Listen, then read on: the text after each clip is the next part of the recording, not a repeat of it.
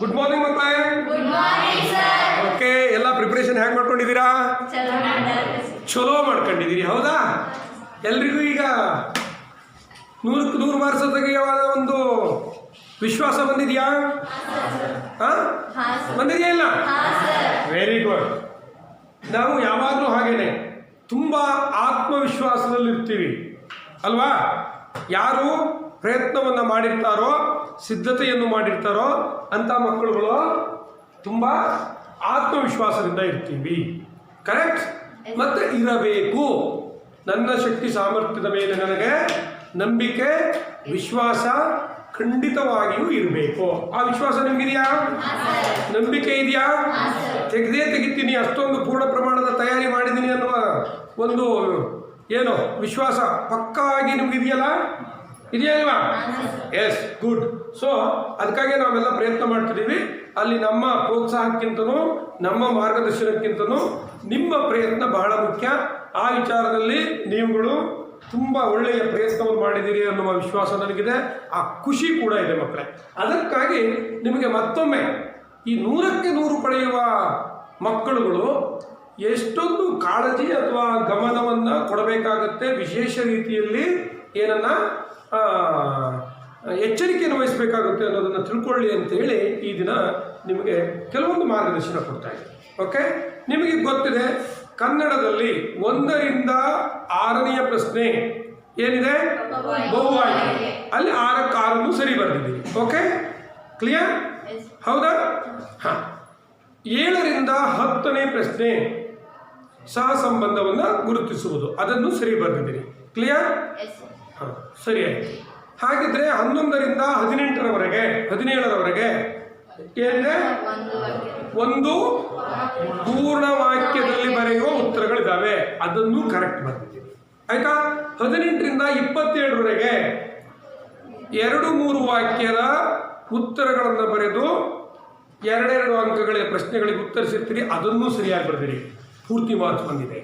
ಕೊನೆಗೆ 28 ಮತ್ತು 29 ಕವಿ ಪರಿಚಯವನ್ನು ಮಾಡಿದಿರಿ, ಅದಕ್ಕೂ ಪೂರ್ತಿ ಬರುತ್ತೆ. 30 ಯಾವ ಪ್ರಶ್ನೆ? ಛಂದಸ್ಸನ್ನು ಬರೆದಿದ್ದೀರಿ, ಸರಿಯಾಗಿ ಬರೆದಿದ್ದೀವಿ, ಫುಲ್ ಬರ್ತದೆ ಸರ್. 31 ಅಲಂಕಾರ ಕರೆಕ್ಟ್ ಬರೆದಿದ್ದೀನಿ ಸರ್, ಫುಲ್ 3 ಮಾರ್ಕ್ಸ್ ಬರ್ತದೆ ಸರ್. 32 ಗಾದೆ ಸರಿಯಾಗಿ ಬರೆದಿದ್ದೀನಿ ಸರ್, ಫುಲ್ ಮಾರ್ಕ್ಸ್ ಬರ್ತದೆ ಸರ್. 33ರಿಂದ 38ರವರೆಗೆ ಸಂದರ್ಭಗಳು 6 ಪಕ್ಕಾ ಬರೆದಿದ್ದೀನಿ ಸರ್, ಫುಲ್ 3 ಮಾರ್ಕ್ಸ್ ಬರ್ತದೆ ಸರ್.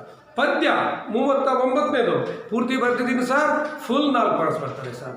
40 ಯಾವುದು? ಸಾರಾಂಶ ಬರೆಯುವುದು, ಪದ್ಯದ ಸಾರಾಂಶವನ್ನು ಬರೆಯುವುದು ಮೌಲ್ಯದೊಂದಿಗೆ, ಅದನ್ನು ಸರಿಯಾಗಿ ಬರೆದಿದ್ದೀನಿ, ಫುಲ್ ಮಾರ್ಕ್ಸ್ ಬರ್ತದೆ ಸರ್. 41 ಮತ್ತು 42ನೆಯ ಪ್ರಶ್ನೆಗಳು ಏನು? 8-10 ವಾಕ್ಯಗಳಲ್ಲಿ ಬರೆಯೋದು ಸರ್, ಗದ್ಯದಲ್ಲಿ ಒಂದು ಬರೆದಿದ್ದೀನಿ ಸರ್, ಪದ್ಯದಲ್ಲಿ ಒಂದು ಬರೆದಿದ್ದೀನಿ ಸರ್, ಫುಲ್ ಮಾರ್ಕ್ಸ್ ಬರ್ತದೆ ಸರ್. ನಂತರದ್ದು ಯಾವುದು? 43ನೇ ಪ್ರಶ್ನೆ ಏನು? ಪ್ಯಾರಾಗ್ರಾಫ್ ಕೊಟ್ಟಿದ್ದಾರೆ, 2 ಪ್ರಶ್ನೆ ಕೊಟ್ಟಿದ್ರು ಸರ್, ಕರೆಕ್ಟ್ ಉತ್ತರ ಬರೆದಿದ್ದೀನಿ ಸರ್, ಅಲ್ಲೂ 4 ಮಾರ್ಕ್ಸು, ಫುಲ್ ಮಾರ್ಕ್ಸ್ ಬರ್ತದೆ ಸರ್. ಸರ್ ಪದ್ಯ ಅಧಿಕೃತ ಪತ್ರ ಬರೆದಿದ್ದೀನಿ ಸರ್, ಇಂದಾಗೆ ಮಾನ್ಯರ ವಿಷಯ ಎಲ್ಲ ಬರೆದುಬಿಟ್ಟಿದ್ದೀನಿ ಸರ್, ಪರ್ಫೆಕ್ಟ್ ಬರೆದಿದ್ದೀನಿ ಸರ್, ಅದಕ್ಕೆ 5 ಮಾರ್ಕ್ಸ್ ಬರ್ತದೆ ಸರ್.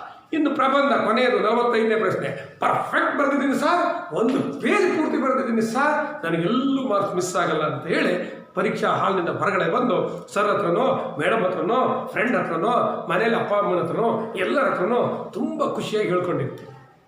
ಕರೆಕ್ಟ್? ನಿಜ ಕೂಡ ಬರೆದಿರ್ತೀವಿ. ಯಾವುದೇ ಆಬ್ಜೆಕ್ಟಿವ್ ಟೈಪು, ಮಲ್ಟಿಪಲ್ ಚಾಯ್ಸು ಇದರಲ್ಲೆಲ್ಲ ಏನು ತಪ್ಪು ಮಾಡ್ಕೊಂಡಿಲ್ಲ, ಕರೆಕ್ಟಾಗಿ ಬರೆದಿದ್ದೀವಿ. ಓಕೆ. ಆದರೆ ರಿಸಲ್ಟ್ ಬಂದವಾಗ 125ಕ್ಕೆ ಆಂತರಿಕ, ನೀವೆಲ್ಲ ಈಗ 100ಕ್ಕೆ 100 ತೆಗೆಯೋದ್ಮೇಲೆ ಆಂತರಿಕ ಮೌಲ್ಯಮಾಪನದಲ್ಲಿ ನಿಮ್ಗೆ 25 ಬಂದಿರ್ತದೆ. ಅಲ್ಲಿ ನೋಡ್ತೀವಿ ರಿಸಲ್ಟ್ ಬಂದ ಮೇಲೆ ಅಲ್ಲಿ ಮಾರ್ಕ್ಸ್ ನೋಡಿ 123 ಬಂದ್ಬಿಟ್ಟಿದೆ. ಆಂತರಿಕ 25 ಕೊಟ್ಟಿದ್ದಾರೆ. ಎಕ್ಸ್ಟರ್ನಲ್ ಏನಿದೆ ಬಾಹ್ಯ ಬರೆದಿದ್ರಲ್ಲಿ 98 ಬಂದಿದೆ. 2 ಮಾರ್ಕ್ಸ್ ಎಲ್ಲ ಹೋಗ್ಬಿಟ್ಟಿದೆ. ನಿಮಗೆ ಟೆನ್ಷನು, ಅಥವಾ 1 ಮಾರ್ಕ್ಸ್ ಹೋಗಿದೆ, ಅಥವಾ ಇನ್ನು ಕೆಲವರು 3 ಮಾರ್ಕ್ಸ್ ಹೋಗಿದೆ. ಒಂದು 124ರಲ್ಲಿ ಇರ್ತೀರಿ, ಇಲ್ಲ 123ರಲ್ಲಿ ಇರ್ತೀರಿ, ಇಲ್ಲ 122. ಆದರೆ ನಾವು ಎಲ್ಲವೂ ಕರೆಕ್ಟ್ ಬರೆದಿದ್ದೀನಿ, ಒಂದು ತಪ್ಪು ಮಾಡಿಲ್ಲ. ಮೋಸ ಮಾಡಿದ್ದಾರೆ ಯಾರೋ ಮೌಲ್ಯಮಾಪನ ಮಾಡೋರು, ಮೋಸ ಮಾಡಿದ್ದಾರೆ, ಇಲ್ಲ ಸರಿಯಾಗಿ ನೋಡಿಲ್ಲ, ಅಥವಾ ಮತ್ತೊಂದೇನು ಕಂಪ್ಲೇಂಟ್ ನಮ್ದು ಇರ್ತದೆ. ಸಾಮಾನ್ಯವಾಗಿ ಏನಿರ್ತದೆ ಹೇಳಿ? ಹಾಂ, ಏನಿಲ್ಲ, ಇವೆರಡೇನಾ? ಓಕೆ, ಇವೆರಡೇ ಆದರೆ ಎರಡೇ. ಹಾಂ ಹಾಂ, ಓಕೆ, ಸರಿಯಾಗಿ ನೋಡಿ. ಅದಕ್ಕಾಗಿ ಏನು ಮಾಡಬೇಕು, ಮರುಮೌಲ್ಯಮಾಪನಕ್ಕೆ ಹಾಕಬೇಕು. ಹೌದಾ? ಮತ್ತೇನು ಮಾಡಬೇಕು, ರಿವ್ಯಾಲ್ಯೂಯೇಷನ್ ಮಾಡಿಸ್ತೀನಿ, 500 ರೂಪಾಯಿ ಕಟ್ ಪೇಪರ್ ತರಿಸ್ತೀನಿ, ಜೆರಾಕ್ಸ್ ತರಿಸ್ತೀನಿ, ತಗೊಂಡು ಏನು ಮಾಡ್ತೀನಿ, ಮೇಷ್ಟ್ರ ಹತ್ರ ತಗೊಂಡು ಹೋಗ್ತೀನಿ. ಸಾರ್ ನೋಡಿ ಸರ್, ಎಲ್ಲ ಕರೆಕ್ಟ್ ಬರೆದಿದ್ದೀನಿ, ಇಲ್ಲಿ ಇದಕ್ಕೆ 5ಕ್ಕೆ 4 ಕೊಟ್ಟಿದ್ದಾರೆ ಸರ್, ಇಲ್ಲಿ 3ಕ್ಕೆ 2 ಕೊಟ್ಬಿಟ್ಟಿದ್ದಾರೆ ಸರ್, ನೋಡಿ ಸರ್ ಪತ್ರಲೇಖನದಲ್ಲಿ ಎಲ್ಲ ಇದೆ, ಬರೀ 4 ಕೊಟ್ಟಿದ್ದಾರೆ. ಅಥವಾ ಸರ್ ನೋಡಿ ಸರ್ ಪದ್ಯ 4 ಕೊಡ್ಬೋದಿತ್ತಲ್ಲ, 3 ಕೊಟ್ಬಿಟ್ಟಿದ್ದಾರೆ ಅಂತೇಳಿ ನೀವು ಏನು ಮಾಡ್ತೀರಿ, ಅಲ್ಲಿ ಕೇಳ್ತೀರಿ ಸರ್ ಹತ್ರ. ಆಗ ಸರ್ ಅಥವಾ ಮೇಡಮ್ ಏನು ಹೇಳ್ತಾರೆ, ಇಲ್ಲ 1 ಮಾರ್ಕ್ಸ್ ಅದು ಕಟ್ ಮಾಡಿದ್ದು, ಅದನ್ನು ಕ್ವಶನ್ ಮಾಡೋಕ್ಕಾಗಲ್ಲ ಅಂತ ಈ ರೀತಿ ಹೇಳಿ, ಬ್ಯಾಡ್ ಬಿಡಿ ನೀನು ಮರುಮೌಲ್ಯಮಾಪನಕ್ಕೆ ಹಾಕಿದ್ದು 123ಕ್ಕೆ ಖುಷಿ ಪಡು, ಮತ್ತು ಹಣ ಖರ್ಚು ಮಾಡ್ಕೊಳ್ಳೋದು ಬೇಡ ಅಂತ ಅಥವಾ ಅನ್ನುವ ಸಂದರ್ಭಗಳು ಬರ್ತವೆ. ಆ ಸಂದರ್ಭಗಳು ಎದುರಾಗಬಾರದು ಅನ್ನುವುದಾದರೆ ನೀವು ತೆಗೆದುಕೊಳ್ಳಬೇಕಾದ ಮೂಲಭೂತವಾದ ಎಚ್ಚರಿಕೆಗಳು ಏನು ಅನ್ನುವುದೇ ಈಗ ನಾನು ಹೇಳ್ತೇನೆ. ಓಕೆ, ಬಹು ಆಯ್ಕೆ ಸರಿ ಬರೆದಿದ್ದೀರಿ, ಯಾವುದೇ ವ್ಯತ್ಯಾಸ ಇಲ್ಲ, ಅಲ್ಲಿ ಸರಿ ಬರ್ದ್ಮೇಲೆ ಸರಿಯಾಗಿ ಕೊಟ್ಬಿಡ್ತೀವಿ. ಬಹು ಆಯ್ಕೆನೇ ತಪ್ಪಿಕೊಂಡಿದ್ದೀವಿ ಅಂದರೆ ಬಿಡಿ, ಅಲ್ಲಿ ಏನು ಮಾಡಲಿಕ್ಕಾಗಲ್ಲ, 1 ಮಾರ್ಕ್ಸ್ ಕಟ್ಟಾಗಿರ್ತಾರೆ, 1 ಕಟ್ಟಾಗ್ತದೆ. ನೀವು ಎಷ್ಟು ತಪ್ಪು ಮಾಡಿದಿರಿ ಅನ್ನೋದ್ರಲ್ಲಿ ಸರಿಯಾಗಿ ಬರೆದಿದ್ದೀರಿ, ಸಹ ಸಂಬಂಧ ಸರಿ ಬರೆದಿರಿ. ಒಂದು ವಾಕ್ಯದ ಪ್ರಶ್ನೆಗಳಿಗೆ ನೋಡ್ರಿ, ಪೂರ್ಣ ವಾಕ್ಯದಲ್ಲಿ ಬರೀಬೇಕು, ಅದನ್ನು ಎಲ್ಲದನ್ನು ಸರಿ ಬರೆದಿದ್ದೀರಿ. ಓಕೆ, ಆನಂತರ 2-3 ವಾಕ್ಯಗಳಲ್ಲಿ ಅಥವಾ 3-4 ವಾಕ್ಯಗಳಲ್ಲಿ ಬರೆಯುವ 2 ಅಂಕದ ಪ್ರಶ್ನೆಗಳೇನಿದೆ ಅವುಗಳಿಗೂ ಅಷ್ಟೇ ಸರಿಯಾಗಿ ಬರೆದಿದ್ದೀರಿ, ಅಲ್ಲೂ ಫುಲ್ ಮಾರ್ಕ್ಸ್ ಬಂತು. ಆ ನಂತರದ್ದು ಇದೆಯಲ್ಲ ಮಕ್ಕಳೇ, ಅಲ್ಲಿ ಎಲ್ಲೋ ಒಂದು ಕಡೆ ನೀವು ಅಂಕಗಳನ್ನು ಕಳೆದುಕೊಳ್ಳುವುದು ಸಾಮಾನ್ಯವಾಗಿ 1 ಅಥವಾ 2 ಅಂಕ ಕಳ್ಕೊಂಡಿರ್ತೀವಿ. ಅದ್ರ ಕಡೆ ನಾವು ಗಮನ ಕೊಡಬೇಕು. ನೋಡಿ, ಕವಿ ಪರಿಚಯ ಅನ್ನೋದಿದೆ ಅಥವಾ ಲೇಖಕರ ಪರಿಚಯ ಅನ್ನೋದಿದೆ, ಗೊತ್ತಾಯ್ತಲ್ಲ. ಅಲ್ಲಿ ನೀವು ಕೆಲವರು ಏನು ಮಾಡ್ತೀರಿ ಅಂದರೆ ಅಲ್ಪ ಸ್ವಲ್ಪ ಬರೆದು ಬಿಡ್ತೀರಾ. ನೋಡಿ, ಅಲ್ಲಿ ಕವಿಯ ಕಾಲವನ್ನು ಬರೆಯಲೇಬೇಕು. ಕವಿ ಏನನ್ನ, ಕವಿಯ ಕಾಲ, ಕವಿಯ ಸ್ಥಳ ಇದು ಅಪೂರ್ತಿಯಾಗಿ ಬರೀಬೇಕು, ಮತ್ತು ವಾಕ್ಯ ರೂಪದಲ್ಲಿ ಬರೀಬೇಕು. ಕೊನೆಗೆ ಅವರು ಬರೆದಂತಹ ಕೃತಿಗಳು, ಅವರಿಗೆ ಬಂದಂತಹ ಪ್ರಶಸ್ತಿಗಳು, ಇನ್ನು ಕೆಲವರಿಗೆ ಬಿರುದುಗಳನ್ನು ಕೂಡ ಕೊಟ್ಟಿರ್ತೀವಿ, ಸಾಹಿತ್ಯ ಸಮ್ಮೇಳನದ ಅಧ್ಯಕ್ಷರುಗಳಾಗಿರ್ತಾರೆ ಅವರು. ಇದೆಲ್ಲ ಏನೇನು ಅವ್ರ ಬಗ್ಗೆ ಇದೆಯೋ ಅದನ್ನು ಸಮರ್ಪಕವಾಗಿ ಬರೆಯಬೇಕು. ಅದನ್ನು ಬರೆಯೋದಂದರೆ ವಾಕ್ಯ ರೂಪದಲ್ಲಿ ಬರೆಯಿರಿ ಅಂತಲೇ ಪ್ರಶ್ನೆ ಇರ್ತದೆ. ಇದನ್ನು ನೀವು ಗಮನಿಸಬೇಕು. ನೀವು ಮೊದಲೆಲ್ಲ ನಾವು ಬರೆಸ್ತಿದ್ವಿ ಕಾಲ, ಸ್ಥಳ, ಕೃತಿಗಳು ಇಷ್ಟು ಬರೆದ್ಬಿಡ್ತೀವಿ, ಅದು ಬಿರುದುಗಳು ಅಂತ. ಈಗ ಹಾಗಾಗಲ್ಲ, ನೀವು ಹಾಗೆ ಬರೆದ್ರೆ ಅದು ತಪ್ಪೇನಲ್ಲ, ವಿಷಯ ಗೊತ್ತಿದೆ. ಆದರೂ ಕೂಡ ವಾಕ್ಯ ರೂಪದಲ್ಲಿ ಬರೆಯಬೇಕು ಅಂತ ಇರುವುದರಿಂದಾಗಿ ನಾನಂತ ಒಬ್ಬ ವ್ಯಾಲ್ಯೂಯೇಷನ್ ಮಾಡೋನು, ಈ ಹುಡುಗ ವಾಕ್ಯ ರೂಪದಲ್ಲಿ ಬರೋದಿಲ್ಲ ಅಂದರೆ 1 ಮಾರ್ಕ್ಸ್ ಕಟ್ ಮಾಡ್ತೀನಿ. ಅದನ್ನು ಯಾರೂ ಪ್ರಶ್ನೆ ಮಾಡಲಿಕ್ಕೆ ಆಗಲ್ಲ. ಅರ್ಥ ಆಯ್ತಲ್ಲ? ಹಾಗಾಗಿ ಅಲ್ಲಿ ಏನಿದೆಯೋ ಅದೇ ರೀತಿಯಲ್ಲಿ ನಾವು ಬರೀಬೇಕು. ಕ್ಲಿಯರ್? ಬರೆದಿದ್ದೆಲ್ಲ ಸರಿ ಇದ್ರೂ ವಾಕ್ಯದಲ್ಲಿಯೇ ಬರೆಯಬೇಕು. ಇದಾಯಿತು. ಆ ನಂತರದ್ದು 30ನೆಯ ಪ್ರಶ್ನೆ, ಅಲ್ಲೇನು ಛಂದಸ್ಸು ತಾನೇ. ಸಾಮಾನ್ಯವಾಗಿ ನೀವು ಮಕ್ಕಳು ಮಾಡಿಕೊಳ್ಳುವ ಸಣ್ಣ ತಪ್ಪು ಏನಂದರೆ, ನೀವೇನು ಮಾಡ್ತೀರಿ, ಪ್ರಸ್ತಾರವನ್ನು ಹಾಕ್ತೀರಿ, ಸರಿಯಾಗಿ ಹಾಕ್ತೀರಿ, ಗಣ ವಿಭಾಗವನ್ನು ಮಾಡ್ತೀರಿ, ಆಯಿತಾ? ಏನು ಮಾಡ್ತೀರಿ, ಗಣ ವಿಭಾಗವನ್ನು ಕೂಡ ಮಾಡ್ತೀರಿ, ಸರಿಯಾಗೇ ಮಾಡಿರ್ತೀರಿ. ಅದು ಯಾವ ಛಂದಸ್ಸಿನ ಪ್ರಕಾರ ಅನ್ನೋದನ್ನು ಬರೆಯೋದನ್ನು ಕೆಲವರು ಮರೀತಾರೆ. ಅಲ್ಲಿ ಬರಿಬೇಕು. ಅದು ಕಂದ ಪದ್ಯ ಆದರೆ ಇದು ಮಾತ್ರಾಗಣ ಛಂದಸ್ಸು ಕಂದ ಪದ್ಯ, ಸರಿನಾ? ಷಟ್ಪದಿ ಆಗಿದ್ರು ಅದು ಯಾವ ಗಣ ಛಂದಸ್ಸು, ಮಾತ್ರ ಗಣ ಛಂದಸ್ಸು, ಭಾಮಿನಿ ಷಟ್ಪದಿ. ಬರೀ ಷಟ್ಪದಿ ಬರೀಬಾರ್ದು, ಪರ್ಟಿಕ್ಯುಲರ್ ಆಗಿ ಅದು ಭಾಮಿನಿಯೋ ವಾರ್ಧಕವೋ ಅನ್ನೋದನ್ನು ಬರಿಬೇಕು. ಒಂದೇ ಸಾಲು ಉದ್ದದಲ್ಲಿದೆ, ಅಕ್ಷರಗಳ ಕೊಟ್ಟರೆ ಆವಾಗ ಮೊದಲು ಗಣ ವಿಭಾಗಿಸ್ತೀವಿ 3 ಅಕ್ಷರಗಳಿಗೆ ಅಲ್ವಾ. ಆ ನಂತರದಲ್ಲಿ ಪ್ರಸ್ತಾರವನ್ನು ಹಾಕ್ತೀವಿ. ಅದಾದಮೇಲೆ ನಿಮ್ಗೆ ಗೊತ್ತಿದೆಯಲ್ಲ, ಯಮಾತ ರಾಜ ಭಾನ ಸಲಗಂ, ಅದನ್ನು ಹಾಕ್ಕೊಂಡು ಯಗಣ ಮಗಣ ನಗಣ ಇದನ್ನು ಗುರುತಿಸ್ತೀವಿ, ಆಯ್ತಲ್ವಾ. ಅದಾದ ಮೇಲೆ ಬರಿಬೇಕು, ಇದು ಅಕ್ಷರಗಣ ಛಂದಸ್ಸು. ಮತ್ತು ಅದು ಚಂಪಕ ಮಾಲೆಯೋ ವೃತ್ತವೋ, ಉತ್ಪಲ ಮಾಲಾ ವೃತ್ತವೋ, ಸಾಮಾನ್ಯವಾಗಿ ಬೇರೆಯೊಳಗಡೆ ಯಾವುದೋ ಇರ್ತದೆ, ಅಥವಾ ಉಳಿದ ಯಾವುದು ವೃತ್ತವೋ ಅನ್ನೋದನ್ನು ಸಮರ್ಪಕವಾಗಿ ಬರಿಬೇಕು. ಬರೆದು ಅವುಗಳಿಗೆ ಅಂಡರ್ಲೈನ್ ಮಾಡಬೇಕು. ನಿಮ್ಮ ಹತ್ರ ಸಮಯ ಇರ್ತದೆ, 3 ಗಂಟೆ 15 ನಿಮಿಷಗಳಿರ್ತದೆ ಮಕ್ಕಳೇ, ಆಯಿತಾ? ಚಂದ ಬರೆದ್ರಲ್ಲ. ನೋಡಿ, ಲೇಖಕರ ಪರಿಚಯದಲ್ಲೂ ಅಷ್ಟೇ ವಾಕ್ಯ ರೂಪದಲ್ಲಿ ಬರೆಯುವುದರಿಂದಾಗಿ ಕುವೆಂಪು ಅವರು ಕ್ರಿಸ್ತಶಕ 1900 ಎಷ್ಟು 1904 ಅಂತ ಬರ್ದೀವಲ್ವಾ. 1904 ಅನ್ನೋದನ್ನು ಏನು ಮಾಡಬೇಕು, ಅಂಡರ್ಲೈನ್ ಮಾಡಬೇಕು. ಶಿವಮೊಗ್ಗ ಜಿಲ್ಲೆಯ ತೀರ್ಥಹಳ್ಳಿ ತಾಲೂಕಿನ ಕುಪ್ಪಳ್ಳಿಯಲ್ಲಿ ಜನಿಸಿದರು. ಕುಪ್ಪಳ್ಳಿ ಅಂಡರ್ಲೈನ್ ಮಾಡಿ, ಆಯ್ತಾ? ಹಾಗೇನಂದ್ರೆ S4 ಕುಪ್ಪಳ್ಳಿ ಈ ರೀತಿ ಪರ್ಫೆಕ್ಟ್ ನೀವು ಬರೆದಿದ್ದೀರಿ ಅಂತೇಳಿ ಪರ್ಫೆಕ್ಟ್ ಫುಲ್ ಮಾರ್ಕ್ಸ್ ಕೊಡ್ತೀವಿ. ಓಕೆ, ಅಂಡರ್ಲೈನ್ ಹಾಕಿದ್ರು ಕೊಡ್ತೀವಿ, ಕೊಡಲ್ಲ ಅಂತ ಹೇಳಿ ಅಲ್ಲ. ಮೌಲ್ಯಮಾಪಕರನ್ನು ಅತಿ ಹೆಚ್ಚು ಆಕರ್ಷಿಸುತ್ತೆ, ಪಟ ಪಟ ಪಟ, ಆಯ್ತಲ್ಲ. ಓಕೆ, ಇಲ್ಲಿ ಛಂದಸ್ಸಲ್ಲಿ ಗೊತ್ತಾಯ್ತಲ್ಲ ನಿಮಗೆ, ಸರಿಯಾಗಿ ಅದನ್ನು ಬರೀಬೇಕು. ಅದಾದ್ಮೇಲೆ 31ನೇ ಪ್ರಶ್ನೆ ಏನು ಹೇಳಿದ್ರಿ? ಅಲಂಕಾರವನ್ನು ಗುರುತಿಸುವುದು. ಅಲಂಕಾರನೇ ಅಲ್ವಾ 31? ಎಸ್, ಗೊಂದಲ ಮಾಡಬೇಡಿ. ಎಸ್, ಅಲಂಕಾರ. ಅಲಂಕಾರಕ್ಕೂ ಅಷ್ಟೇ ಬರೀತೀರಾ ನೀವು, ಉಪಮಾನ ಉಪಮೇಯವನ್ನು ನೋಡ್ರಿ. ಅಲ್ಲಿ ಅಲಂಕಾರವನ್ನು ಗುರುತಿಸಿ ಲಕ್ಷಣವನ್ನು ಬರೆದು, ಅಲ್ಲಿ ಆ ವರ್ಡ್ ಲಕ್ಷಣವನ್ನು ಬರೆದು ಸಮನ್ವಯಗೊಳಿಸಿ ಅಂತಿರ್ತದೆ. ಅಲಂಕಾರ ಗುರುತಿಸೋದಕ್ಕೆ ಅದು ಉಪಮಾಲಂಕಾರವೋ ರೂಪಕವೋ ಉತ್ಪ್ರೇಕ್ಷೆಯೋ ಯಾವುದೋ ಒಂದು ಅಲಂಕಾರವನ್ನು ಗುರುತಿಸಿ ಬರಿತೀವಿ, ಇದು ಇಂಥ ಅಲಂಕಾರ ಅಂತೇಳಿ, ಅದಕ್ಕೆ 1 ಮಾರ್ಕ್ಸ್. ಅದರ ಲಕ್ಷಣ ಬರಿಬೇಕು. ಉದಾಹರಣೆಗೆ ಉಪಮಾಲಂಕಾರ ಆದರೆ 2 ಏನು ಮಾಡಿರ್ತೀವಿ, ಒಂದಕ್ಕೆ ಮತ್ತೊಂದನ್ನು ಹೋಲಿಸಿರ್ತೀವಿ. ಕೆಲವರು ಹೊಲಿಸಿಬಿಡ್ತೀರಿ, ಹೊಲಿಸಲಾಗಿದೆ ಅಂತ. ಬಟ್ಟೆ ಹೊಲಿಸೋದು ಹೊಲಿಸೋದಲ್ಲ, ಹೋಲಿಸಿ. ಇದು ಒಂದು ಸ್ವಲ್ಪ ಗಮನದಲ್ಲಿರಬೇಕು. ಹೋಲಿಕೆ ಇರ್ತದೆ ಅಂದರೆ ಪರಸ್ಪರ ಏನು ವಸ್ತುಗಳಿಗೆ ಸಾದೃಶ್ಯ ವರ್ಣನೆ ಅಂತೀವಿ. ನಿಮಗೆ ಅದ್ಯಾವುದು ಶಬ್ದ ಗೊತ್ತಾಗಿಲ್ಲ ಅಂದರೆ ಒಂದಕ್ಕೆ ಮತ್ತೊಂದನ್ನು ಹೋಲಿಸುವುದು ಅಂತ ನಾವು ಬರೀಬೇಕು. ಉಪಮಾಲಂಕಾರದ ಲಕ್ಷಣವಾಗಿದೆ, ಈ ರೀತಿ ಕ್ಲಿಯರ್ ಆಗಿ ಬರೀಬೇಕು. ಬರೆದ ನಂತರದಲ್ಲಿ ಇಲ್ಲಿ ಉಪಮಾನ ಉಪಮೇಯ ಉಪಮಾವಾಚಕ ಮತ್ತು ಸಮಾನ ಧರ್ಮಗಳನ್ನು ಗುರುತಿಸಿ ಉಪಮೇಯವನ್ನು ಉಪಮಾನವಾದ ಇಂಥದಕ್ಕೆ ಹೋಲಿಸಿದ್ದಾರೆ, ಅದಕ್ಕಾಗಿ ಇದು ಉಪಮಾಲಂಕಾರ ಅಂತೇಳಿ ಸ್ಪಷ್ಟವಾಗಿ ಬರೆದ್ರೆ ಫುಲ್ 3 ಮಾರ್ಕ್ಸ್. ಫುಲ್. ಇಲ್ಲಿ ಯಾಕಂದ್ರೆ ನೆನ್ಪಿಟ್ಕೊಳ್ಳಿ, 100ಕ್ಕೆ 100 ಅಂದ್ರೆ ಮಕ್ಕಳೇ, ಅದೇನಾದರೂ ಅದ್ರಲ್ಲಿ ಏನಾದ್ರು ಕೊರತೆ ಇದೆಯಾ, ಒಂದು ಅಂಶವಾದರೂ ಕೊರತೆ ಇದೆಯಾ? ಮತ್ತೆ 100 ಕೊಡಬೇಕು. 100% ಪರ್ಫೆಕ್ಟ್ ಅಂದರೆ ಒಬ್ಬನ ಯಾವಾಗ ಹೇಳ್ತೀವಿ ನಾವು 100% ಪರ್ಫೆಕ್ಟ್? ಈಗ ನೀವು ನನಗೆ ಯಾರಾದರೂ 100% ಪರ್ಫೆಕ್ಟ್ ಸರ್ ಅಂತೀರಾ? ಇಲ್ಲ. ಯಾಕೆ? 100% ಪರ್ಫೆಕ್ಟ್ ಇರೋಕ್ಕೆ ಆಗಲ್ಲ, ಏನೋ ಒಂದೊಂದು ಸಣ್ಣ ಪುಟ್ಟ ಕೊರತೆಗಳು ಇದ್ಬಿಡ್ತಾರೆ. ಹಾಗಾಗಿ ನಮ್ಮ ಸರ್ ಅಡ್ಡಿಲ್ಲ 99% ಅಂತೀವಿ, ಹೌದಾ? ಇನ್ನೂ ನೀವು ಯಾರಾದರೂ ಭಾಳ ಅಭಿಮಾನಿಗಳೇ 100 ಕಣೋ ನಮ್ಮ ಸರ್ ಅಥವಾ ನಮ್ಮ ಮೇಡಮ್ ಅಂತೀವಿ ಅಂದರೆ ಅಷ್ಟು ಹೇಳ್ಸ್ಕೋಬೇಕಂದ್ರೆ ಅವರು ಅಷ್ಟೇ ಮಾದರಿಯಾಗಿ ಇರಬೇಕಲ್ವಾ? ಹಾಗೇನೇ ಇಲ್ಲಿ 100ಕ್ಕೆ 100ರ ಪೇಪರ್ ಅಂದಾಗ ಅಷ್ಟೇ ಮಾದರಿಯಾಗಿ ಅದು ಇರಬೇಕು, ಸರಿಯಾಗಿ ಬರೆದಿರಬೇಕು, ಎಲ್ಲೂ ಒಂದು ಸಣ್ಣ ಕೊರತೆಯು ಆಗಬಾರದು. ಆ ರೀತಿ ಎಚ್ಚರಿಕೆ ಯಾರು ವಹಿಸಬೇಕು? ನೀವು ವಹಿಸಬೇಕು. ಓಕೆ, ನೆಕ್ಸ್ಟ್ ಗಾದೆ. 33ನೇ ಪ್ರಶ್ನೆ ಅಲ್ವೇ? ಹೌದಾ? 33 ಅಲ್ಲ, 32ನೇ ಪ್ರಶ್ನೆ. ಯಾವುದು? ಗಾದೆ ವಿಸ್ತರಣೆ. ಗಾದೆಯನ್ನು ಬರೆಯುವಾಗ ನೆನಪಿಟ್ಟುಕೊಳ್ಳಿ, ಪೀಠಿಕೆಯನ್ನು ಬರಿತೀರಿ, ಅದು ವಾಕ್ಯ ವೃಂದದಲ್ಲಿ ಇರಬೇಕು, ಆಯ್ತಾ? ಅದಾದ ಮೇಲೆ ಪ್ರಸ್ತುತ ಗಾದೆ ಅಂತ ಬರಿತೀರಿ. ಈ ಪ್ರಸ್ತುತ ಗಾದೆ ಅನ್ಬೇಕಾದ್ರೆ ನೀವು ಒಂದು ಪ್ರಶ್ನೆ ಸಂಖ್ಯೆಯನ್ನು ಬರೆದು ಅದರ ಮುಂದೆ ಯಾವುದನ್ನು ಆಯ್ಕೆ ಮಾಡ್ಕೊಂಡ್ರೆ ಅದನ್ನು ಏನು ಕೈ ಕೆಸರಾದರೆ ಬಾಯಿ ಮೊಸರು ಅಂತ ಬರೆದುಕೊಂಡಿದ್ರೆ ಪ್ರಸ್ತುತ ಗಾದೆ ಅನ್ನುವುದು ಓಕೆ. ನೀವು ಅಲ್ಲಿ ಬರೆಯೋದೇ ಇಲ್ಲ, ಯಾಕಂದರೆ ನಿಮಗೆ ಗಾದೆಯನ್ನು 2 ಕೊಟ್ಟಿರ್ತೀವಿ ಅಲ್ಲಿ, ಹೌದಾ? ಆಯ್ಕೆಗಳಿರ್ತವೆ. ಅಲ್ಲಿ ಬರೀದೇನೆ ಪ್ರಸ್ತುತ ಗಾದೆಯು ಅಂದರೆ ಸರಿಯಲ್ಲ ಅದು, ಯಾಕಂದರೆ ಅಲ್ಲಿ ಯಾವುದನ್ನು ಪ್ರಸ್ತಾಪಿಸಿಯೇ ಇಲ್ಲ. ನೀವು ಪ್ರಸ್ತಾಪಿಸಿದ್ದರೆ ಮೇಲೆ ಪ್ರಸ್ತುತ ಗಾದೆ, ಮೇಲ್ಗಡೆ ಪ್ರಸ್ತಾಪಿಸಿಲ್ಲ ಅನ್ನೋದಾದರೆ ಪ್ರಸ್ತುತ ಗಾದೆಯಾದ ಕೈ ಕೆಸರಾದರೆ ಬಾಯಿ ಮೊಸರು, ಈ ರೀತಿ ಬರ್ಕೊಂಡು ಮುಂದುವರಿಸಿ. ಓಕೆ, ಅದನ್ನು ವಿಸ್ತರಿಸಿ ಬರೀತೀರಿ, ಗಾದೆಯ ಬೆಳವಣಿಗೆ ಮಾಡ್ತೀರಿ. ಆನಂತರ 3ನೇ ಪ್ಯಾರಾಗ್ರಾಫಲ್ಲಿ ಯಾವುದಾದರೂ ಒಂದು ಉದಾಹರಣೆಯನ್ನು ಕೊಡಬೇಕು ಮಕ್ಕಳೇ, ಯಾವುದಾದ್ರೂ ಕೊಡಿ. ಈಗಾಗಲೇ ಆಗಿ ಹೋಗಿರುವ ಉದಾಹರಣೆ ಯಾದರೂ ಅಡ್ಡಿ ಇಲ್ಲ, ಅಥವಾ ನಿಮ್ಮದೇ ಇದೇ 10ನೇ ತರಗತಿಯ ಉದಾಹರಣೆ, ನಾವು ವಿದ್ಯಾರ್ಥಿಗಳು ವರ್ಷವಿಡೀ ಚೆನ್ನಾಗಿ ಓದಿ ಬರೆದ್ರೆ ನಮಗೆ ಈಗ ಅಂಕಗಳು ಚೆನ್ನಾಗಿ ಬರ್ತದೆ, ಇಲ್ಲ ಅಂತ ಹೇಳಿದರೆ ಕಡಿಮೆ ಆಗ್ತದೆ, ಈ ರೀತಿ ಏನಾದರೂ ಕೊಡ್ಬೋದು, ಏನು ತೊಂದರೆ ಏನಿಲ್ಲ. ಅಥವಾ ಮೊದಲಿನ ಕಥಾ ರೂಪದಲ್ಲಿರುವ ಉದಾಹರಣೆಗಳನ್ನು ಕೂಡ ಕೊಡ್ಬೋದು. ಅದಾದ ಮೇಲೆ ಸಂದರ್ಭ ಬರ್ತದೆ.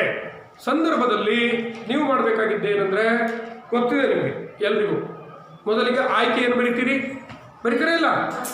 ಯಾವ ಪದ್ಯದಿಂದ ಅಥವಾ ಯಾವ ಗದ್ಯದಿಂದ ಯಾವ ಲೇಖಕರು ಬರೆದಿರೋದು, ಹಾಗೆಯೇ ಯಾವ ಆಕರ ಕೃತಿಯಿಂದ ತೆಗೆದುಕೊಂಡಿದ್ದೀವಿ ಅನ್ನೋದನ್ನು ಬರೀತೀರಿ ಒಂದು ಪ್ಯಾರಾಗ್ರಾಫಲ್ಲಿ, ಫಸ್ಟ್ ಪ್ಯಾರಾಗ್ರಾಫಲ್ಲಿ, ಸರಿನಾ? ಆ ನಂತರ ಸಂದರ್ಭ, ಕೆಲವರು ಏನು ಮಾಡಿರ್ತೀರಿ ಅದು ಬರ್ಕೊಂಡು ಆಯ್ಕೆ ಕೂಡ ಬರೆದ್ಬಿಡ್ತೀರಿ. ಅಲ್ಲ, ಯಾರಿಗೆ ಹೇಳಿದ್ರು ಅಂತ ಒಂದು ವಾಕ್ಯದಲ್ಲಿ ಬರೀತೀರಿ, ಅದು ಒಳ್ಳೆಯದೇ. ಅದಾದ್ಮೇಲೆ ಸಂದರ್ಭವನ್ನು ಕೂಡ ಯಾವ ಸಂದರ್ಭದಲ್ಲಿ ಬಂದಿದೆ ಅನ್ನೋದನ್ನು ಪ್ರಸ್ತಾಪಿಸಬೇಕು. ಅದಕ್ಕೆ ಭಾಳ ಬರೀಬೇಕಂತಿಲ್ಲ, 8 ವಾಕ್ಯಗಳನ್ನು ಬರೆಯಬೇಕಂತ ಹೇಳಿಲ್ಲ. ಉದಾಹರಣೆಗೆ ನೋಡ್ರಿ, ಯಾರು ಶ್ರೀರಾಮ ಹೇಳಿದ ಆ ಒಳ್ಳೆಯ ಮಾತಿದೆಯಲ್ಲ, ಏನು ಕಾಣರು, ಯಾವುದಕ್ಕೂ ಒಲಿದವರು ಏನನ್ನು ಕಾಣರು, ಏನು ಹೇಳಿ? ಯಾರು ಉರಿಯುವ ಬತ್ತಿಯ ಕರುಕ ಕಾಣರು ಅಲ್ಲಲ್ಲ, ಅದ್ರ ಹಿಂದ್ಗಡೆ ಏನಿದೆ? ಬೆಳಕಿಗೆ ಒಲಿದವರ್ ಅಲ್ವಾ? ಅಂದರೆ ಬೆಳಕು ಬೇಕು ಬೇಕಾದರೆ ಬೆಳಕನ್ನು ಬಯಸುವವರು, ಮುಕ್ತಿಯನ್ನು ಬಯಸುವವರು, ಏನು ಉತ್ತಮವಾದ ಸಾಧನೆಯನ್ನು ಬಯಸುವವರು ಏನು ಮಾಡಬೇಕು? ಆ ಬತ್ತಿ ಉರಿಬೇಕಾದ್ರೆ ಕರುಕೇನಿದೆಯೋ ಆ ಥರ ಅದನ್ನೆಲ್ಲ ಚಿಂತೆ ಮಾಡ್ಲಿಕ್ಕೆ ಹೋಗ್ಬಾರ್ದು. ಆ ರೀತಿ ಇದನ್ನೇ ಕೊಟ್ಟಿದ್ದಾರೆ ಅಂದ್ಕೊಳ್ಳಿ. ಆಗ ನೀವೇನು ಬರ್ಬಿಡ್ತೀರಿ, ಶ್ರೀರಾಮನು ಹೇಳಿದನು, ಶಬರಿಗೆ ಹೇಳಿದನು ಅಥವಾ ಲಕ್ಷ್ಮಣನಿಗೆ ಹೇಳಿದನು ಅಷ್ಟೇ ಬರಿಬಾರ್ದು. ಶ್ರೀರಾಮಚಂದ್ರ ಮತ್ತು ಲಕ್ಷ್ಮಣರು ಯಾರು ಶಬರಿಯ ಆತಿಥ್ಯವನ್ನು ಸ್ವೀಕರಿಸಿ ಸಂತುಷ್ಟರಾಗುತ್ತಾರೆ, ಒಂದು ವಾಕ್ಯ. ಹೌದಾ? ಆ ನಂತರ ಶಬರಿಯು ತಾನು ಮುಕ್ತಿಯನ್ನು ಪಡೆಯಬೇಕು ಎಂದು ಹೇಳಿ ಏನಕ್ಕೆ, ಯಾವುದಕ್ಕೆ ಸಿದ್ಧಳಾಗ್ತಾಳೆ? ಅಗ್ನಿ ಪ್ರವೇಶಿಸುವುದಕ್ಕೆ ಸಿದ್ಧಳಾಗುತ್ತಾಳೆ. ಆ ಸಂದರ್ಭದಲ್ಲಿ ಲಕ್ಷ್ಮಣನಿಗೆ ಶ್ರೀರಾಮಚಂದ್ರನು ಹೇಳಿದ್ದಾನೆ. ಇಷ್ಟಾದರೂ ಬರೀಬೇಕಲ್ವಾ? ಕೇವಲ ಈ ಪಾಠದಲ್ಲಿ ಬಂದಿದೆ ಹೀಗೆ ರಾಮ ಹೇಳಿದ ಅಂದರೆ ಆಗ ಪರಿಪೂರ್ಣ ಅನಿಸ್ಕೊಳ್ಳಲ್ಲ. ಕನಿಷ್ಠ ಇಷ್ಟನ್ನು ಪ್ರಸ್ತಾಪಿಸ ಸಂದರ್ಭವನ್ನು ಪರ್ಟಿಕ್ಯುಲರ್ ಆಗಿ ಬರೀ ಇದೇ ಸಂದರ್ಭ ಅನ್ನೋದು ಗೊತ್ತು. ಇದಾದ ಮೇಲಿದೆ ಸ್ವಾರಸ್ಯ, ಸಂದರ್ಭದೊಂದಿಗೆ ಸ್ವಾರಸ್ಯವನ್ನು ತಿಳಿಸಿ ಅಂತ ಕೊಟ್ಟಿರ್ತೀವಿ. ಹೌದಾ? ಸ್ವಾರಸ್ಯ ಬರಿಬೇಕು, ನೀವು ಬರಿತೀರಿ. ಆರಲ್ಲಿ ಏನು ಮಾಡ್ತೀರಿ, 5ಕ್ಕೆ ಸ್ವಾರಸ್ಯ ಬರೆದಿರ್ತೀರಿ, ಯಾವುದೋ ಒಂದು ಸ್ವಾರಸ್ಯ ಬಿಟ್ಬಿಡ್ತೀರಿ, ಬಿಡ್ಲಿಕ್ಕೆ ಹೋಗ್ಬೇಡಿ.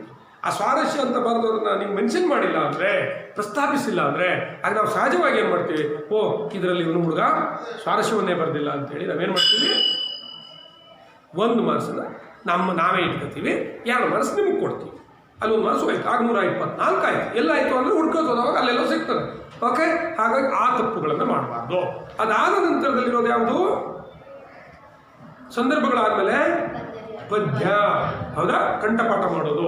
ನೋಡಿ ಇಲ್ಲಿ ಕೂಡ ಮಕ್ಕಳೇ ಏನಂತ ಹೇಳಿದರೆ, ಅತ್ಯಂತ ಸ್ಪಷ್ಟವಾಗಿ ಆ ಲೈನ್ಗಳಿದಾವಲ್ಲ, ಸಾಲುಗಳು, ಅದೇ ಸಾಲುಗಳನ್ನು ಬರೀಬೇಕು. ಅಂದರೆ ಅಷ್ಟೇ ಸಾಲುಗಳು, ಒಂದನ್ನು 1.5 ಸಾಲು, 3 ಸಾಲು ಪದ್ಯವನ್ನು ಅಥವಾ 4 ಸಾಲಿನ ಪದ್ಯವನ್ನು 3 ಸಾಲಿಗೆ ಮಾಡಬಾರ್ದು, ಅಥವಾ 4 ಸಾಲುಗಳನ್ನು 5 ಸಾಲಿಗೂ ಮಾಡಬಾರ್ದು. ಕರೆಕ್ಟ್ ಆಗಿರಬೇಕು. ಒಂದು ಇನ್ನೊಂದು ಇದರಲ್ಲಿ ಬಹುದೊಡ್ಡ ನೀವು ತಪ್ಪು ಮಾಡ್ಕೊಂಡು 1 ಮಾರ್ಕ್ಸ್ ಕಳ್ಕೊಳ್ಳೋದಿಲ್ಲ ಅಂದರೆ ಹಸುರು ಪದ್ಯ ಬಂದರೆ ಮಕ್ಕಳೇ ನೋಡ್ರಿ, ಹಸುರು ಪದ್ಯ ಬಂದರೆ ಅಲ್ಲಿ ಹಸುರಾಗಸ. ಹೌದಾ? ಹಸುರಾಗಸ ಆದಮೇಲೆ ಏನಿದೆ, ಚಿಹ್ನೆ. ಏನು ಚಿಹ್ನೆ ಇದೆ ನಮ್ಗೆ ಗೊತ್ತಿಲ್ಲ, ಅದಕ್ಕೆ ಯಾವ ಚಿಹ್ನೆ ಅಂತಾರೆ ಅಂತ ಹೇಳಿ. ಏನು ಯಾವ ಚಿಹ್ನೆ ಇದೆ ನೋಡಿ, ಮರ್ತಿದ್ದೀರಿ ನೀವು. ಅದನ್ನು ರಿಕಾಲ್ ಮಾಡ್ಕೋಬೇಕಂದ್ರೆ ಪುನರ್ ಏನೋ ಮನನ ಮಾಡ್ಕೋಬೇಕು. ಗೊತ್ತಾಯ್ತು? ಅರ್ಧ ವಿರಾಮನ. ಓಕೆ, ಅಲ್ಲಿ ಯಾರೋ ಒಬ್ರು ಹೇಳಿ, ನನಗೆ ಗೊತ್ತಿದೆ, ನೀವೇ ಹುಡ್ಕೋಬೇಕು. ಎಸ್. ಅದಾದಮೇಲೆ ಹಸುರಾಗಸ, ಹಸುರು ಮುಗಿಲು. ಹೌದಾ? ಅಲ್ಲೇನಿದೆ, ಅಲ್ಲಿ ಅಲ್ಲಿ ಏನು ಇಲ್ವಾ, ಅಲ್ಲೇನು ಇಲ್ವಾ ನೋಡಿ. ಇಲ್ಲೇ ಗೊಂದಲ. ಪುಸ್ತಕ ತೆಗೀರಿ. ಯಾಕೆ ಗೊಂದಲ ಮಾಡ್ಕೋತೀರಾ? ಅದಕ್ಕೇನೆ ಪುಸ್ತಕ ತಕ್ಕಂಡು ಕರೆಕ್ಟ್ ಮಾಡ್ಕೋಬೇಕು. ಯಾಕಂದ್ರೆ ಇದು ಒಂದು ಅಂಕದ ಪ್ರಶ್ನೆ. ಹಸಿರು ಮುಗಿಲು. ಹೌದಾ? ಅಲ್ಲೇನಿದೆ, ಪುನಃ ಅರ್ಧ ವಿರಾಮ ಇದೆ. ಹಸುರು ಗದ್ದೆಯ ಬಯಲು 2ನೇ ಸಾಲು. ಹೌದಾ? 3ನೇ ಸಾಲಲ್ಲಿ ಹಸುರಿನ ಮಲೆ, ಅಲ್ಲಿಗೇನಿದೆ, ಅರ್ಧ ವಿರಾಮ ಇದೆ. ಅದಾದಮೇಲೆ ಹಸಿರು ಕಣಿವೆ. ಸರಿನಾ? ಅಲ್ಲೇನಿದೆ, ಅರ್ಧ ವಿರಾಮ ಇದೆ. ಕೊನೆ ಸಾಲ ಏನು ಬರ್ತದೆ, ಹಸುರು ಸಂಜೆಯಿ ಬಿಸಿಲು. ಭಾವಸೂಚಕ ಇದೆ, ಹಂಗೇ ಬರಿಬೇಕು. ನೀವಿಲ್ಲಿ ಯಾವುದೇ ಲೇಖನ ಚಿಹ್ನೆ ಬಳಸಿಲ್ಲ ಅಂದರೆ, ನನ್ನಂಥವ್ರೊಬ್ರು ಏನು ಮಾಡ್ತೀವಿ ಅಂದರೆ, ಇಲ್ಲಿ ಲೇಖನ ಚಿಹ್ನೆಗಳು ಇಲ್ಲ, ಸ್ಪಷ್ಟತೆ ಇಲ್ಲ, ಯಾಕೆ ಸುಮ್ಮನೆ ಪರಿಪೂರ್ಣ ಅಲ್ಲ, ಯಾಕೆ ಸುಮ್ಮನೆ ಅಂತೇಳಿ 1 ಮಾರ್ಕ್ಸ್ ಕಟ್ ಮಾಡುವ ಸಾಧ್ಯತೆ ಇರ್ತದೆ. ಅಲ್ಲೇನು ಲೇಖನ ಚಿಹ್ನೆಗಳ ಪರೀಕ್ಷೆ ಮಾಡಲ್ಲ ನಾವು, ಅದೊಂದು ಅವಕಾಶ ಇರ್ತದೆ. ಗೊತ್ತಾಯ್ತಾ? ಆಗೇನು ನೀವು ದುರದೃಷ್ಟವಂತರಾಗಿದ್ದರೆ, ನಮ್ಮಂತ ಕೈ ಸಿಕ್ಬಿಟ್ರೆ 1 ಮಾರ್ಕ್ಸ್ ನಿಮ್ಗೆ ಹೋದರೂ ಹೋಗಿ ಬಿಡಬಹುದು.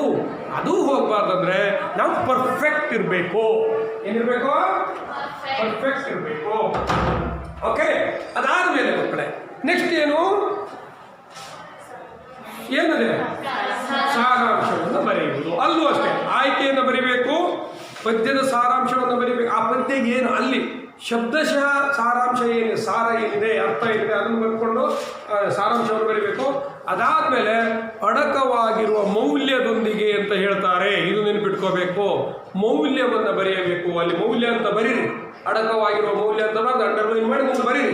ಉದಾಹರಣೆಗೆ, ಕಲುಷಿತವಾದಿ ನದಿ ಜಲಗಳಿಗೆ ಮುಂಗಾರಿನ ಮಳೆಯಾಗೋಣ, ಬರಡಾಗಿರುವಿ ಕಾಡು ಮೇಡುಗಳ ವಸಂತವಾಗುತ್ತ ಮುಟ್ಟೋಣ. ಇದು ಹೇಳೋದೇನು, ಅಲ್ಲಿ ಹೇಳಿರ್ತೀರಿ ಬರಡಾಗಿರೋದಕ್ಕೆ ಹೀಗೆ ಮಾಡಬೇಕು, ಹಾಗೆ ಮಾಡಬೇಕು, ಅದು ಸಾರ ಬರಬೇಕು. ಮೌಲ್ಯ ಏನು, ನಾವು ಬದುಕಿನಲ್ಲಿ ಇನ್ನೊಬ್ಬರಿಗೆ ಹಸಿರನ್ನು ಕೊಡುವವರ, ಅಂದರೆ ಒಳಿತನ್ನು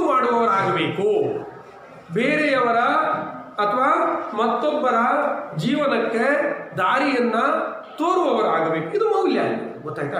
ಇತರರಿಗೆ ಸಹಕಾರವನ್ನು ಕೊಡಬೇಕು, ಗೌರವವನ್ನು ಕೊಡಬೇಕು, ಒಂದಾಗಿ ಹೋಗಬೇಕು, ನಾವು ಬೆಳವಣಿಗೆಯನ್ನು ಹೊಂದಬೇಕು.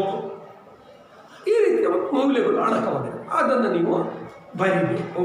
ಆಗ ಎಲ್ಲೂ ಕಟ್ಟು ಮಾಡಲಿಕ್ಕೆ ಆಗಿಲ್ಲ ಅಂತ ಅಷ್ಟೇ ನಾನು ಹೇಳ್ತಿರೋದು. ನೀವೀಗ ಪ್ರಯತ್ನ ಮಾಡೋದು ಯಾಕೆ ಪಾಸ್ ಆಗೋದಕ್ಕಲ್ಲ, ನೀವು ಪಾಸ್ ಮಾಡ್ತಾ ಇರೋದು ಪ್ರಯತ್ನ ಇದೆ. ಏನು ಎಲ್ಲೂ ಒಂದೇ ಒಂದು ಅಂಕವನ್ನು ಕೂಡ ಕಳ್ಕೋಬಾರ್ದು. ಚಾಲೆಂಜ್ ಮಾಡಬೇಕು ಮೌಲ್ಯಮಾಪಕರಿಗೆ. ಅದು ಹೆಂಗೆ ಕಟ್ ಮಾಡ್ತೀವಿ ಕಟ್ ಮಾಡಿ ಸರ್, ಅದೆಲ್ಲಿ ಕಟ್ ಮಾಡ್ತೀವಿ ಕಟ್ ಮಾಡಿ ಸರ್, ನಾನು ನೋಡ್ಕೋತೀನಿ ಅಂತ ಆ ಚಾಲೆಂಜ್ಗಾಗಿ ಇದು ನಡೆಸೋದು. ಗೊತ್ತಾಯ್ತಾ? ಅಷ್ಟು ಮೈಯೆಲ್ಲ ಕಣ್ಣಾಗಿರುವುದು ಅಂತೀವಲ್ವಾ, ಅದಾಗಿರಬೇಕು. ಓಕೆ, ಬರೀತೀರಿ. ಅದಾದಮೇಲೆ ಇರೋದು ಯಾವುದು? 8-10 ವಾಕ್ಯಗಳು. ನೋಡಿ ಮಕ್ಕಳೇ, ವಿಶೇಷವಾಗಿ 8-10 ವಾಕ್ಯದ ಪ್ರಶ್ನೆಗಳಲ್ಲಿ ನಾವು ನಿಮ್ಮ ಭಾಷಾ ಕೌಶಲವನ್ನು ಹುಡುಕ್ತೀವಿ. ಇಲ್ಲಿ ಮಾತ್ರ ಪೂರ್ಣ ವಿರಾಮ ಅಂದರೆ ಲೇಖನ ಚಿಹ್ನೆಗಳು ಕಂಪಲ್ಸರಿ, ಅಂದರೆ ಕಡ್ಡಾಯವಾಗಿ ನಾವು ಹುಡುಕ್ತೀವಿ. ಅಲ್ಪಪ್ರಾಣ ಅಂದರೆ ಭಾಷಾ ಶುದ್ಧತೆ, ಅಲ್ಪಪ್ರಾಣ, ಮಹಾಪ್ರಾಣ, ದೀರ್ಘಾಕ್ಷರಗಳು ಇವುಗಳನ್ನು ಹುಡುಕ್ತೀವಿ. ಗೊತ್ತಾಯ್ತಾ? ಇಲ್ಲಿ ಖಂಡಿತವಾಗಿಯೂ ಅಂಕಗಳನ್ನು ಕಳಿತೀವಿ.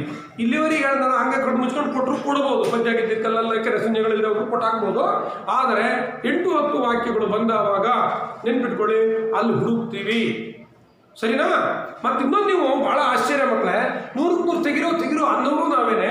ವ್ಯಾಲ್ಯೂಯೇಷನ್ ಹಾಲಲ್ಲಿ ಯಾರಿಗಾದ್ರೂ 100 ಬಂದ್ಬಿಟ್ರೆ 100 ಬಂದ, ಅದೇ ಮತ್ತು 100 ಹಂಗಾರೆ ಒಂದು ತಪ್ಪೇ ಮಾಡಿಲ್ವಾ, ಕೊಡು ಅಂಥೇಳಿ ಎಲ್ಲಿ ಕಟ್ ಮಾಡೋಕ್ಕಾಗುತ್ತೋ ಅಲ್ಲಿಗೆ ಹೋರಾಟ ಮಾಡ್ತೀವಿ ನಾವು ಕನ್ನಡಿಗರು, ವೀರ ಕನ್ನಡಿಗರು. ಇದು ನೆನ್ಪಿಟ್ಕೊಂಡಿವಿ. ಏನು ಮಾಡ್ತೀವಿ? ಯಾರಿಗಾದ್ರೂ 100 ಬಂತು, 95 ಬಂತೋ, 96 ಬಂತೋ, 97 ಬಂತೋ, ತಲೆ ಕೆಡಿಸ್ಕೊಳ್ಳೋದೇ ಇಲ್ಲ, ಹೇಳ್ತೀವಿ. ಓಕೆ, ಅದು 100 ಬಂತು ಅಂತ ನಾವು ಕೊಡಿ ನೋಡುವ. ಹೇಗೆ ಅಷ್ಟು 100 ಅಷ್ಟು ಪರ್ಫೆಕ್ಟ್ ಬರ್ತಿದ್ದಾನೆ ಹುಡುಗ ಅಥವಾ ಹುಡುಗಿ, ಕೊಡಿ ನೋಡುವ. ನೋಡ್ತೀವಿ, ಎಲ್ರಿ ಇದು ಬರ್ದಿಲ್ಲಲ್ರಿ, ಇಲ್ಲಿ ಲೇಖನ ಚಿಹ್ನೆ ಇಲ್ಲಲ್ರಿ, ಇಲ್ಲಿ ಅಲ್ಪಪ್ರಾಣ ಇಲ್ಲಲ್ರಿ, ಇಲ್ಲಿ ಮಹಾಪ್ರಾಣ ಇಲ್ವಲ್ರಿ, ಇಲ್ಲಿ ಇದನ್ನು ಬಿಟ್ಟೋಗಿದೆಯಲ್ರಿ ಅಂತ ಎಲ್ಲ ತನಿಖೆಗೆ ಒಳಪಡಿಸ್ತೀವಿ. ಅದು ಯಾವುದಾದ್ರೂ ಅಷ್ಟೇ ಮಕ್ಕಳೇ, ಶಾಲಾ ಮೌಲ್ಯಮಾಪನದಲ್ಲಾಗಿರಲಿ, ಸಮಾಜದಲ್ಲೇ ಆಗಿರಲಿ. ಯಾರಿಗಾದರೂ ಒಬ್ಬನಿಗೆ ತುಂಬ ಒಳ್ಳೆಯ ವ್ಯಕ್ತಿ ಅಂದವಾಗ, ನೀವು ಯಾರು ಹೇಳಿದವಾಗ ಆಧರಿಸಿರ್ತಾರಲ್ವಾ, ಏನು ಮಾಡ್ತಾ, ಹೌದಾ ಇಲ್ಲ ಬಿಡೋ, ಅದು ಮಾಡ್ತಿದ್ದ, ಇದು ಮಾಡ್ತಿದ್ದ, ಹೀಗೆ ಒಂದು ರೀತಿ ಹುಡುಕಾಡೋದು, ಜರಡಿ ಆಡ್ಸೋದು ಅಂತೀವಿ. ಅದಕ್ಕೆ ಅದು ತಲೆ ಕೆಡಿಸ್ಕೋಬಾರ್ದು. ಜನರಲ್ಲಾಗಿ ನಾನು ಹೇಳ್ತಿರೋದು ಅಷ್ಟೇ. ಅಂದರೆ ಏನಾಗ್ತದೆ, ಹುಡುಕ್ತೀವಿ. 96, 97, 98, 99, 100 ಹತ್ರ ಬಂತು ಅಂದರೆ ಅಷ್ಟೆಲ್ಲ ಕರೆಕ್ಟ್ ಬರ್ತಾನ, ಮತ್ತು ಇಲ್ಲಪ್ಪ ಹೇಗೆ ಅಂತೀವಿ. ಓಕೆ, ಸೊ ಅಲ್ಲಿ ಎಷ್ಟು ಹುಡುಕಿದ್ರು, ಬ್ಯಾಟ್ರಿ ತಗೊಂಡು ಹುಡುಕಿದ್ರು ತಪ್ಪುಗಳು ಸಿಗಬಾರ್ದು. ಮೊನ್ನೆ ಇವನಿಗೆ ಯಾರಿಗೆ ಸೈಬಾಸ್ ಕೊಟ್ಟಿದ್ದೆ 40 ಖುಷಿಯಾಗಿ ಆನ್ಸರ್ ಶೀಟೆಲ್ಲ ಏನು ಬರ್ಕೊಟ್ಟಿದ್ವಿ ಹೇಳಲ್ಲ, ಜೋರಾಗಿ ನೀವೆಲ್ಲ ಮತ್ತೆ ಬೈಕೋತೀರಾ. ಯಾಕಂದ್ರೆ ಅಷ್ಟು ಚೆನ್ನಾಗಿ ಬರೀಬೇಕು, ಅಷ್ಟು ಪರ್ಫೆಕ್ಟ್ ಇದ್ದಾಗ ಮತ್ತೆ ಯಾರು ಏನು ಮಾಡೋಕ್ಕಾಗಲ್ಲ. ಅಂದರೆ ಖುಷಿ ಪಡ್ತೀವಿ ನಾವು, 100 ಬಂತಂದರೆ ಮತ್ತೆ ದ್ವೇಷ ಅಲ್ಲ, ಖುಷಿ ಪಡ್ತೀವಿ. ಆದರೆ ಅದನ್ನು ಮತ್ತೆ ನೋಡ್ತೀವಿ, ಇದು ಅಷ್ಟು ಪರ್ಫೆಕ್ಟ್ ಇದೆಯೋ ಇಲ್ವೋ, ಸುಮ್ಮನೆ ಕೊಟ್ಬಿಡ್ತೀವೋ. ಯಾಕಂದರೆ ಮೌಲ್ಯಮಾಪನ ಇಲ್ಲಿ ಕರೆಯೋದೇ ಅಷ್ಟು. ಏನು ಮಾಡ್ತೀವಿ? ಮೌಲ್ಯಮಾಪನ ಮಾಡ್ತೀವಿ. ಆ ಪೇಪರಿನೊಂದಿಗೆ ನಿಮ್ಮನ್ನು ಮೌಲ್ಯ ಮಾಡ್ತೀವಿ, ತೂಗ್ತೀವಿ. ಗೊತ್ತಾಯಿತು? ಸುಳ್ಳೆ 100 ಕೊಡಲ್ಲ, ಅಥವಾ ಸುಳ್ಳೆ ಫೇಲ್ ಮಾಡಲ್ಲ, ಅಥವಾ ಮಾರ್ಕ್ಸು ಕಟ್ ಮಾಡಲ್ಲ. ಮೌಲ್ಯ ಮಾಡ್ತೀವಿ, ಮಾಪನ ಮಾಡ್ತೀವಿ, ಮೌಲ್ಯವನ್ನು ಮಾಪನ ಮಾಡ್ತೀವಿ. ಓಕೆ, ಅದಕ್ಕೆ ವ್ಯಾಲ್ಯೂಯೇಷನ್ ಅಂತೇಳಿ ಕರೆಯೋದು. ಅದು ಇದೆಯೋ ಇಲ್ವೋ, ಅಷ್ಟಕ್ಕೆ ಅರ್ಹ ಇದೆಯೋ ಇಲ್ವೋ ಅಂತೇಳಿ. ಸೊ ಇಲ್ಲಿ ಏನಾಗ್ತದೆ, ನೀವು 8-10 ವಾಕ್ಯಗಳಲ್ಲಿ ಭಾಷಾ ಕೌಶಲಗಳು ಅಂತ ಏನಿದ್ದಾವೆ, ಲೇಖನ ಚಿಹ್ನೆಗಳೇನಿದ್ದಾವೆ ಅವುಗಳನ್ನು ಗಮನಿಸ್ತೀವಿ. ದೀರ್ಘಾಕ್ಷರ, ಹ್ರಸ್ವಾಕ್ಷರ ಇದನ್ನೆಲ್ಲ ನೋಡ್ತೀವಿ. ಅದ್ರ ಜೊತೆಗೆ ಉತ್ತರವೂ ಇರಬೇಕು. ಉತ್ತರವನ್ನು ಬರೀತೀರಿ ಕಾಮನ್ ಆಗಿ ನೀವು ಸಾಮಾನ್ಯವಾಗಿ. ಆದರೆ ಮತ್ತು ಪ್ಯಾರಾಗ್ರಾಫಿಂದ ಆರಂಭಿಸಬೇಕು. ಬಹಳ ಸಾಧನೆಗಳಿದ್ದರೆ ಈಗ ಏನು ಮಾಡಬೇಕು, 2 ಪ್ಯಾರಾಗ್ರಾಫ್ ಮಾಡ್ಕೋಬೋದು. ಈಗ ನೋಡ್ರಿ, ನಾಲ್ವಡಿ ಕೃಷ್ಣರಾಜ ಒಡೆಯರ್ರವರ ಸಾಧನೆಗಳು ಏನು ಅಂತ ಕೇಳಿದವಾಗ 8-10 ವಾಕ್ಯ ಅಂತಿದೆ. ನೀವು ಅಲ್ಲೆವರು ಸಾಮಾಜಿಕ ಏನು ಸೇವೆಗಳನ್ನೇ ಬೇರೆ ತಗೋಬಹುದು. ಸರಿನಾ? ಹಾಗೆಯೇ ಅವರು ಏನಂದರೆ ಇದು ಮಾಡ್ತಾರೆ, ಏನಂದರೆ ಶಿಕ್ಷಣಕ್ಕೆ ಸಂಬಂಧಪಟ್ಟ ಹಾಗೆ ಸುಮಾರಷ್ಟು ಏನೋ ಕೆಲಸ ಕಾರ್ಯಗಳನ್ನು ಮಾಡ್ತಾರೆ. ಶಿಕ್ಷಣಕ್ಕೆ ಇದನ್ನೆಲ್ಲ ಮಾಡಿದರು, ಈ ಥರ ಮಾಡ್ಬೋದು. ಹಾಗೆಯೇ ಲೋಕೋಪಯೋಗಿ ನೀರಾವರಿಗೆ ಸಂಬಂಧಪಟ್ಟ ಹಾಗೆ ಮಾಡಿದ್ದಾರೆ. ಅಂದರೆ ನೋಡಬೇಕು, ಇದನ್ನೇನಾದ್ರು ಪ್ಯಾರಾಗ್ರಾಫ್ ಮಾಡೋಕ್ಕೆ ಬರುತ್ತಾ, ಬೇರೆ ಬೇರೆ ಪ್ಯಾರಾಗ್ರಾಫು, ಅದು ಒಂದೇ ಪ್ಯಾರಾಗ್ರಾಫಲ್ಲಿ ಇಡ್ಬೋದಾ, ಈ ರೀತಿ ಇಟ್ಟು ಏನು ಮಾಡಬೇಕು, ಬರೀಬೇಕು. ಆವಾಗ ಏನಾಗುತ್ತೆ, ತಪ್ಪಿಲ್ಲದಂಥ ಒಳ್ಳೆಯ ಅಂಕಗಳು ಸಿಗ್ತವೆ. ಓಕೆ, ಅಲ್ಲೂ 4 ಬಂತು. ನೆಕ್ಸ್ಟು ಯಾವುದು? 43ನೇ ಪ್ರಶ್ನೆ, ಪ್ಯಾರಾಗ್ರಾಫ್ ಅಪಠಿತ ಗದ್ಯ ಭಾಗ ಕೊಟ್ಟಿರ್ತೀವಲ್ಲ, ಅದರಲ್ಲಿ 2 ಪ್ರಶ್ನೆಗಳು ಇರ್ತವೆ. ಅಲ್ಲೂ ನೋಡ್ರಿ, ನೀವು 100 ಅಂಕಗಳನ್ನು ತೆಗೆಯುವ ಮಕ್ಕಳಾಗಿರೋದ್ರಿಂದ ಸ್ಪಷ್ಟವಾಗಿ ಪ್ರಶ್ನೆಗೆ ತಕ್ಕ ಉತ್ತರವನ್ನೇ ಕೊಡಬೇಕು. ಯಾರೋ 35 ಮಾರ್ಕ್ಸ್ ತೆಗೆಯೋ ಹುಡುಗ ಎರಡಕ್ಕೂ ಅದೇ ಬರೆದಿರ್ತಾನೆ. ಯಾವುದನ್ನು ಪ್ಯಾರಾಗ್ರಾಫಲ್ಲಿ ಅವನಿಗೆ ಹುಡುಕ್ಲಿಕ್ಕಾಗಲ್ಲ. ಈ ಪ್ರಶ್ನೆಗೂ ಅದೇ ಉತ್ತರ ಬರೆದ, ಆ ಪ್ರಶ್ನೆಗೂ ಅದೇ ಉತ್ತರ ಬರೆದ. ನಾವು ಏನು ಮಾಡ್ತೀವಿ, ಹೋಗಲಿ ಅಂತ ಹೇಳಿ ಸ್ವಲ್ಪ ಕೊಟ್ಬಿಡ್ತೀವಿ. ಆದರೆ ನೀವು 100ಕ್ಕೆ 100 ಬಯಸುವವರಾಗಿರುವುದರಿಂದ ಪ್ರಶ್ನೆ ಏನಿದೆ ಅದೇ ಪ್ರಶ್ನೆಗೆ ಅದೇ ಸೂಕ್ತ ಉತ್ತರವನ್ನು ಬರಿಬೇಕು. ಆಯ್ತಲ್ಲ? ಒಟ್ಟೆ ಅದು ಇದು ಎಲ್ಲ ಸೇರಿ ಮಿಕ್ಸಪ್ ಮಾಡೋಕೆ ಹೋಗ್ಬೇಕು. ಕರೆಕ್ಟ್ ಬರೀರಿ, ಗೊತ್ತಾಗುತ್ತೆ, ಅದೇನು ತೊಂದರೆ ಇಲ್ಲ. ಕೊನೆಗಿರೋದು ನೋಡ್ರಿ, ಅಂಕಗಳನ್ನು ಕಳ್ಕೊಳ್ಳೋಂಥದ್ದು, ಒಂದು ಅಂಕ ಕಳ್ಕೊಳ್ಳೋ ಸಾಧ್ಯತೆ ಇದ್ದದ್ದು ಯಾವುದೋ ಪತ್ರಲೇಖನ. ನೋಡಿ, ಪತ್ರಲೇಖನದಲ್ಲಿ ನೀವು ಅಧಿಕೃತ ಪತ್ರವನ್ನು ತಕ್ಕೊಂಡ್ರೆ ಗೊತ್ತಿದೆ ನಿಮಗೆ. ಇಂದ ಬರೀತೀರಿ ಇಂದ ಗೆ ಮಾನ್ಯರೇ, ಅಲ್ಲಿ ಮಾನ್ಯರೇ ಏನದು ಮಾನ್ಯರೇ ಅಲ್ಲ, ಮಾನ್ಯರೇ ಮಾನ್ಯರೇ. ಯಾಕೆ ಇದು ಸಂಬೋಧನೆ, ಮಾನ್ಯರೇ. ಅಷ್ಟು ಅದಕ್ಕೂ ಕೂಡ ಆ ಸಣ್ಣ ಅಂಶವನ್ನು ಕೂಡ ಗಮನಿಸಿ ಬರೀಬೇಕು. ನೆಕ್ಸ್ಟು ವಿಷಯ ಬರೀತೀರಿ. ವಿಷಯದ ವಿಸ್ತರಣೆಯಲ್ಲಿ ಮಕ್ಕಳ ಸಾಮಾನ್ಯವಾಗಿ ತಪ್ಪು ಮಾಡ್ಕೊತೀರಿ. ಆ ತಪ್ಪುಗಳನ್ನು ಮಾಡಬಾರ್ದು. ಏನು ಹೇಳಿ, ವಿಷಯದ ವಿಸ್ತರಣೆ ಏನು ಮಾಡ್ತೀರಿ ನೀವು? ವಿಷಯ ಅಂತ ಬರೀತೀರಲ್ವಾ, ವಿಷಯದಲ್ಲಿ ಏನು ಬರೀತೀರಿ? ಕುಡಿಯುವ ನೀರಿನ ಸೌಲಭ್ಯದ ಕುರಿತು ಇಷ್ಟು ಬರ್ತೀರಿ ಅಲ್ವಾ. ವಿಷಯದ ವಿಸ್ತರಣೆಯಲ್ಲಿ ಮೇಲ್ಮಂಗಡೆ ಮತ್ತೇನು ಬರ್ತೀರಿ? ಮೇಲ್ಕಂಡ ವಿಷಯಕ್ಕೆ ಸಂಬಂಧಿಸಿದಂತೆ ನಮ್ಮ ಊರಿಗೆ ಕುಡಿಯುವ ನೀರಿನ ಸೌಲಭ್ಯವನ್ನು ಕಲ್ಪಿಸಿಕೊಡಬೇಕೆಂದು ನಿಮ್ಮಲ್ಲಿ ವಿನಂತಿಸಿಕೊಳ್ಳುತ್ತೇವೆ, ಜೈ ಅಂತ ಮುಗಿಸ್ಬಿಡ್ತೀರಾ. ಆಗ ನೋಡ್ರಿ 5ಕ್ಕೆ 5 ಅಂಕ ಸಿಗೋದಿಲ್ಲ, ಆಗ ಸಿಗೋದು 3 ಅಂಕ. ನೆನಪಿಟ್ಕೋಬೇಡಿ, ಬರೀಬೇಕು. ಮೇಲ್ಕಂಡ ವಿಷಯಕ್ಕೆ ಸಂಬಂಧಿಸಿದಂತೆ ನಮ್ಮೂರು ಯಾವುದೋ, ಹಾಂ ನಮ್ಮೂರು ಸುಮಾರು 100 ಮನೆಗಳು ಇರುವ ಒಂದು ಗ್ರಾಮ. ಆಯಿತಾ? ಇಲ್ಲಿ ನೀರು ಕುಡಿಯುವುದಕ್ಕೆ ಕೇವಲ ಇರುವುದು ಒಂದೇ ಬಾವಿ. ಅದು ಕೂಡ ಬೇಸಿಗೆ ಕಾಲದಲ್ಲಿ ಬರಗಾಲ ಬಂದು ಬತ್ತು ಹೋಗ್ಬಿಡ್ತದೆ. ಇಡೀ ಊರಿನ ಜನಸಂಖ್ಯೆ ಸುಮಾರು ಒಂದು 500 ಜನ ಇರೋದ್ರಿಂದ ಮತ್ತು ಜಾನುವಾರುಗಳೆಲ್ಲ ಇರೋದ್ರಿಂದ ನಮಗೇನಾಗುತ್ತೆ, ತುಂಬ ಕಷ್ಟ ಆಗುತ್ತೆ. ಹಾಗಾಗಿ ನಮ್ಮೂರಿಗೆ ಇನ್ನೊಂದು ಕೊಳವೆ ಬಾವಿಯನ್ನು ಅಥವಾ ತೆರೆದ ಬಾವಿಯನ್ನು ಇಲ್ಲ ಯಾವುದೋ ನಲ್ಲಿ ಸಂಪರ್ಕದ ಮೂಲಕ ನೀರಿನ ವ್ಯವಸ್ಥೆಯನ್ನು ಮಾಡಿಕೊಡ್ಬೇಕು ಅಂತೇಳಿ ಮಾನ್ಯರಾದ ತಮ್ಮಲ್ಲಿ ಏನು ಮಾಡ್ತಿದ್ದೀವಿ, ವಿನಂತಿಸಿಕೊಳ್ತಿದ್ದೀವಿ ಅಂತ ಅದನ್ನು ಬರೀಬೇಕು. ಆಯಿತಾ? ಸುಮ್ಮನೆ ಮೇಲ್ಕಂಡ ವಿಷಯಕ್ಕೆ ಸಂಬಂಧಿಸಿದಂತೆ ನಮ್ಮೂರಿಗೆ ನೀರು ಕೊಡ್ರಿ ಅಂದ್ಬಿಟ್ರೆ ಕೊಡ್ತಾರೆ, ಅರ್ಧ ನೀರು ಕೊಡ್ತಾರೆ, ಪೂರ್ತಿ ಕೊಡೋದು. ಹಾಗಾದರೆ ಮಾರ್ಚು ಅರ್ಧ 3-3.5 4 ಕೊಟ್ಟು ಸುಮ್ಮನೆ ಆಗ್ಬಿಡ್ತೀವಿ. ಇದು ಬರೀತೀರಲ್ವ, ಮತ್ತೆ ಡೇಟ್ ಬರೀಬೇಕು, ಸ್ಥಳ ಬರೀಬೇಕು, ಇದೆಲ್ಲ ಗೊತ್ತಿದೆ ನಿಮಗೆ. ಇದು ಫಾರ್ಮ್ಯಾಟ್ ಗೊತ್ತಿದೆ. ಒಂದು ವೇಳೆ ನೀವು ಖಾಸಗಿ ಪತ್ರವನ್ನು ಆಯ್ಕೆ ಮಾಡಿಕೊಂಡ್ರಿ ಅಂದ್ಕೊಳ್ಳಿ. ಇಲ್ಲಿ ನೋಡಿ ಮಕ್ಕಳೇ, ಕ್ಷೇಮಶ್ರೀ ಡೇಟು ಹೆಸರು ಇದು ಬರೀತೀರಿ. ಇಲ್ಲಿ ಎಲ್ಲಿ 1 ಮಾರ್ಕ್ಸ್ ಕಳ್ಕೊತೀರಿ ಅಂದರೆ, ಒಂದು ಆ ಸಂಬೋಧನೆಯಲ್ಲಿ ಕಳ್ಕೊಬಿಡ್ತೀರಾ. ತಂದೆಯವರಿಗೆ ಪತ್ರ ಬರೆಯೋದಾದ್ರೆ ಏನು ಬರೀತೀರಿ? ಪ್ರೀತಿಯ ಅಪ್ಪನಿಗೆ ಅಂತ ಬರೆದು ಬಿಡ್ತೀರಿ, ಅಥವಾ ಪ್ರೀತಿಯ ಅವ್ವನಿಗೆ ಅಂತ ಬರೆದು ಬಿಡ್ತೀರಿ. ತಾಯಿಗಾದರೆ ನೋಡಿ, ಈ ಸಂಬೋಧನೆಯಲ್ಲಿ 1 ಅಂಕ ಹೋಗ್ಬಿಡ್ತದೆ. ತಂದೆ ಆದರೆ ಅವರು ತೀರ್ಥ ರೂಪರವರಿಗೆ ಅಂತ ಬರೆಯೋದು, ಮಾತೃಶ್ರೀಯವರಿಗೆ, ಇದೆಲ್ಲ ನಿಮ್ಗೆ ಗೊತ್ತಿದೆ, ಹೇಳಿದ್ದೀನಿ. ಅದಕ್ಕೆ ಗಮನ ಕೊಡಬೇಕು. ಜೊತೆಗೆ ಖಾಸಗಿ ಪತ್ರದಲ್ಲಿ ಗೆ ವಿಳಾಸವನ್ನು ಬರೀಬೇಕು, ಕಂಪಲ್ಸರಿ ಬರೀಬೇಕು. ಗೊತ್ತಾಯ್ತಾ? ಪೋಸ್ಟಿಗೆ ಹಾಕೋಕ್ಕೆ ಗೆ ಪತ್ರ ಎಲ್ಲ ಬರೆದಾದ್ಮೇಲೆ ಕೆಳಗಡೆ ಏನು ಬರೀಬೇಕು? ಗೆ ಬರೀಬೇಕು. ಇಷ್ಟು ಬರೆದ್ರು ಟಕ ಟಕ ಟಕ ಟಕ ಟಕ ಎಷ್ಟು 5. ಯಾರಿಗೊಟ್ಟು ಯಾರಿಗೂ. ಕೊನೆಯದೇ ಇರೋದು ಪ್ರಬಂಧ. ಪ್ರಬಂಧದಲ್ಲಿ ಪುನಃ ಭಾಷೆಯನ್ನು ನೋಡ್ತೀವಿ, ಬರವಣಿಗೆಯನ್ನು ನೋಡ್ತೀವಿ. ನೋಡ್ರಿ, ಪ್ರಬಂಧದಲ್ಲಿ ಅದ್ರ ಜೊತೆಗೆ ಪದ ಸಂಪತ್ತನ್ನು ನೋಡ್ತೀವಿ. ಯಾವುದನ್ನ? ಪದ ಸಂಪತ್ತು. ಉತ್ತಮವಾದ ಅಥವಾ ಒಳ್ಳೆಯ ಪದಗಳ ಪ್ರಯೋಗವನ್ನು ಕೂಡ ನೋಡ್ತೀವಿ. ಅಥವಾ ನೀವು ಯಾವುದಾದ್ರೂ ಒಂದು ಸ್ಟೇಟ್ಮೆಂಟ್ ಹಾಕಿದ್ರು ನೋಡ್ತೀವಿ, ಗಾದೆ ಬರಲು ನೋಡ್ತೀವಿ. ಅಂದರೆ ಅವೆಲ್ಲ ನಮ್ಮನ್ನು ಆಕರ್ಷಿಸುವಂಥವು. ಗೊತ್ತಾಯ್ತಾ? ಈಗ ರಾಷ್ಟ್ರೀಯ ಭಾವೈಕ್ಯತೆ ಅಂತ ಕೊಟ್ಟಿದ್ದೀವಿ. ಅಲ್ಲಿ ನೀವು ರಾಷ್ಟ್ರೀಯ ಭಾವೈಕ್ಯತೆ ಬಗ್ಗೆ ಪೀಠಿಕೆ ಬರ್ಕೋತೀರಿ, ವಿಸ್ತರಿಸ್ತೀರಿ, ಮತ್ತೆ ಮುಕ್ತಾಯ 3 ಹಂತಗಳನ್ನು ಮಾಡ್ತೀರಿ. ಇದೆಲ್ಲ ಗೊತ್ತಿರೋದೇ. ಎಷ್ಟು ಉತ್ತಮ ಪದಗಳನ್ನು ಬಳಸ್ಕೊಂಡಿದ್ದೀರಿ, ಯೋಗ್ಯ ಪದಗಳನ್ನು ದುಡಿಸ್ಕೊಂಡಿದ್ದೀರಿ, ವಾಕ್ಯವನ್ನು ಯಾವ ರೀತಿಯಲ್ಲಿ ಪದಗಳನ್ನು ಪೋಣಿಸಿದ್ದೀರಿ, ಅದ್ರ ಜೊತೆಗೆ ಅಲ್ಲಿ ಯಾವುದಾದ್ರೂ ಗಾದೆಗಳನ್ನು ಬಳಸಿದಿರೋ ಅಥವಾ ಉಕ್ತಿಗಳನ್ನು ಬಳಸಿದಿರೋ, ಇದನ್ನು ನೋಡ್ತೀವಿ. ಎಲ್ಲನೂ ಬರೆದಾಗ ಅಂದರೆ ಎಲ್ಲೂ ನಿಮಗೆ ಅಂಕಗಳು ಕೊರತೆ ಆಗುವುದಿಲ್ಲ. ಹಾಗಂತ ನೆನ್ಪಿಟ್ಕೊಂಡಿರಿ, ಯಾವುದಾದ್ರು ಉಕ್ತಿ ಬರ್ತಿದ್ದೀರಾ, ಗಾದೆ ಬರ್ತಿದ್ದೀರಾ, ಇದಕ್ಕೆ ಮತ್ತೆ ಎಕ್ಸ್ಟ್ರಾ ಕೊಡಲ್ಲ, ಕಟ್ ಮಾಡ್ತಾರೋ ಅಂತ ಹಂಗೆ ಮೊದಲು ಮಾಡ್ಕೊಳ್ಳು.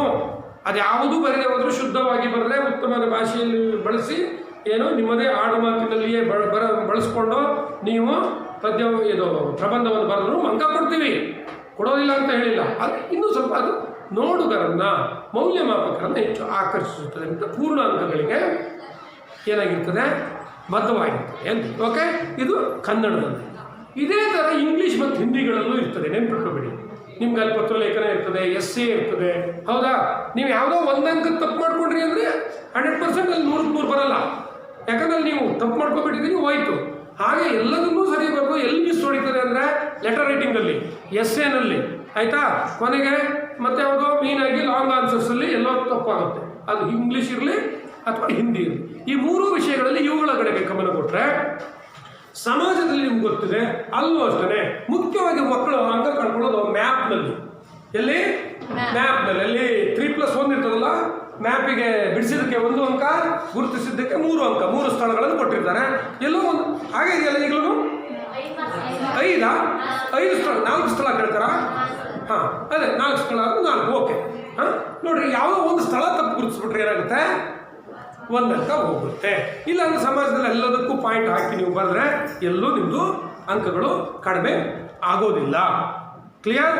ತಪ್ಪಿಲ್ಲದೇ ಇದ್ದಾವಾಗ ನಾನು ಹೇಳ್ತಿರೋದು. ವಿಜ್ಞಾನದಲ್ಲಾದರೂ ನೋಡ್ರಿ, ಸಾಮಾನ್ಯವಾಗಿ ನೀವು ಮಾಡಿಕೊಳ್ಳುವ ಒಂದು ಸಣ್ಣ ಮಿಸ್ಟೇಕ್ ಅಂದರೆ ಮಕ್ಕಳೇ, ಚಿತ್ರಗಳನ್ನು ಕೊಟ್ಟಿರ್ತಾರಲ್ವಾ? ಏನು ಕೊಟ್ಟಿರ್ತಾರೆ? ಚಿತ್ರಗಳನ್ನು ಅಲ್ಲಿ ಯಾವುದೋ ಒಂದು ಪ್ರಶ್ನೆ ಕೊಟ್ಟಿರ್ತಾರೆ, ಹೀಗೆ ಎಂದರೇನು ಅಂತ ಕೊಟ್ಟು ಇದರ ಅಂದವಾದ ಚಿತ್ರವನ್ನು ಬರೆದು ಭಾಗಗಳನ್ನು ಗುರುತಿಸಿ ಅಂತ. ನೀವು ಸಾಮಾನ್ಯವಾಗಿ ಚಿತ್ರಕ್ಕೆ ಕಾನ್ಸಂಟ್ರೇಟ್ ಮಾಡ್ತೀರಿ, ಫೋಕಸ್ ಮಾಡ್ತೀರಿ, ಚಿತ್ರ ಬರೀತೀರಿ, ಮತ್ತೇನು ಮಾಡ್ತೀರಿ? ಭಾಗಗಳನ್ನು ಗುರುತಿಸ್ತೀರಿ. ಅದರಲ್ಲಿ 2 ಪ್ರಶ್ನೆ ಇರ್ತದೆ. ಅಂದರೆ ಚಿತ್ರ ಮತ್ತು ಹಾಗಂದ್ರೆ ಏನು ಅನ್ನೋದೊಂದು ಇರ್ತದಲ್ಲ, ಆ ಏನು ಅನ್ನುವ ಒಂದು ಪ್ರಶ್ನೆ ಇರ್ತದೆ, ಅದಕ್ಕೂ ಉತ್ತರವನ್ನು ಬರೀಬೇಕು. ಹೇಳಿದ ಅರ್ಥ ಆಗ್ತಿದೆಯಾ? ಅಂದರೆ ಗೊಂದಲ ಮಾಡ್ಕೋಬಾರ್ದು. ಒಂದಕ್ಕೆ ಬಾರ್ದು ಒಂದಕ್ಕೆ ಬಿಟ್ಟು ಬಂದುಬಿಟ್ರೆ ಅಲ್ಲಿ 2 ಮಾರ್ಕ್ಸ್ ಹೋಗ್ಬಿಡ್ತದೆ. ಓಕೆ. ಇನ್ನು ಮತ್ತಲ್ಲಿ ಸ್ವಲ್ಪ ಮ್ಯಾಥ್ಸ್ ಅಲ್ಲ, ನಿಮ್ಮ ವಿಜ್ಞಾನದಲ್ಲಿ ಸ್ವಲ್ಪ ಲೆಕ್ಕಾಚಾರಗಳು ಬರ್ಬೋದು ಅಲ್ವಾ? ಅದನ್ನು ಸರಿ ಮಾಡ್ಕೋಬೇಕು. ಲೆಕ್ಕಾಚಾರ ಅಥವಾ ಚಿತ್ರಗಳನ್ನು ಇದು ಮಾಡೋದ್ರಲ್ಲಿ ಎಲ್ಲರೂ ತಪ್ಪಿಸ್ ಮಾಡ್ಕೋತೀರಿ, ಆಗ ಮಾಡ್ತಾರೆ. ಇನ್ನು ಗಣಿತದಲ್ಲಂತೂ ಬಿಡ್ರಿ, ಭಾರಿ ಸುಲಭ ನಿಮಗೆ ಅಲ್ವೇ? ಎಲ್ಲರನ್ನೂ ಚೆನ್ನಾಗಿ ಮಾಡ್ಕೊಂಡು ಹೋಗ್ತೀರಿ. ಏನು ತಪ್ಪಿಸ್ಕೋತೀರಿ ಅಂತ ಹೇಳಿದರೆ, ಕ್ಯಾಲ್ಕುಲೇಷನ್ಸಲ್ಲಿ ಎಲ್ಲರೂ ತಪ್ಪಿಸ್ಕೋತೀರಿ, ತಪ್ಪು ಮೌಲ್ಯಗಳನ್ನು ಹಾಕ್ಕೊಂಡು ಉತ್ತರಗಳನ್ನು ತಪ್ಪು ಮಾಡ್ಕೋತೀರಿ. ಇಲ್ಲ ರೇಖಾಗಣಿತ ಇದೆಯಲ್ಲ, ಅಲ್ಲಿ ಯಾವುದೋ ಚಿತ್ರಕ್ಕೆ ಯಾವುದೋ ಪ್ರಮೇಯ ಬರ್ಕೊಂಡು, ಯಾವುದೋ ಪ್ರಮೇಯಕ್ಕೆ ಇನ್ನೊಂದು ಪ್ರಮೇಯ ಬರ್ಕೊಂಡು AB = BC, BC = CD ಅಂತ ಬರೆದು ಏನು ಮಾಡ್ಕೊಂಡ್ಬಿಡ್ತೀರಿ? ಮಿಸ್ ಮಾಡ್ಕೊತೀರಿ.